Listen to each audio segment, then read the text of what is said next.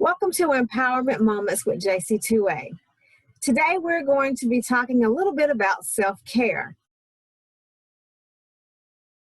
Talk about a couple of things as far as the 12 steps to self-care, but then we also want to leave you with a couple of nuggets so that you can really do an interactive session with yourself to determine where do you fall on the scale of self-care. So just get us kicked off, I'm going to talk a little bit about, hey, when you're thinking about self-care, if it feels wrong, don't do it. Say exactly what you mean and don't be a people pleaser. So when I think about these three things and we do into our intro, really just thinking about how do you fall into those categories. We're going to talk a little bit more about each one of those, but the one thing is when you're thinking about yourself and the self-care is, how do I fall into that?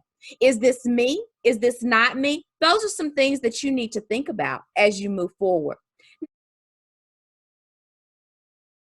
Three of our 12 steps of self-care. That gut feeling, make sure you trust it. Never speak bad about yourself. Those negative affirmations and those negative thoughts. And then finally, never give up on your dreams. Focus in on those dreams, that vision board.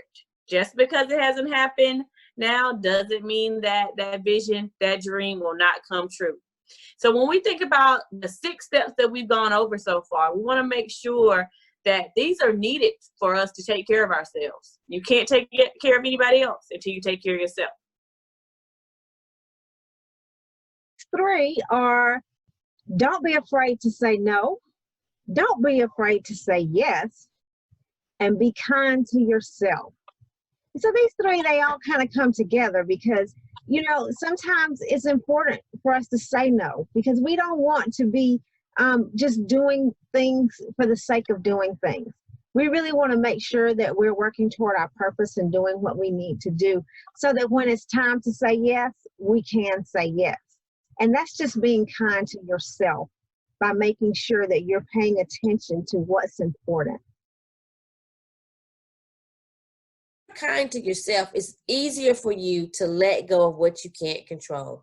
Because the hardest thing to do is to realize that there's some things that are outside of your control that you really have no way of maneuvering around. And it's very, very frustrating. And so it can bring you down emotionally, physically, and you just get to a point to where it's really, really hard. And you start to give up on your dreams and you start to talk bad about yourself. So when you can realize what are those things you can't deal with, what are things you can't control, and just know what?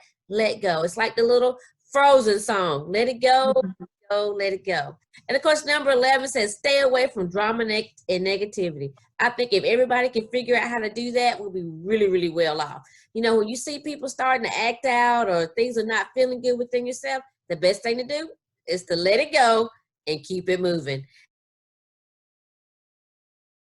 Your 12 steps again. If it feels wrong, don't do it. Say exactly what you mean. Don't be a people pleaser. Trust your instincts. Never speak bad about yourself. Never give up on your dreams.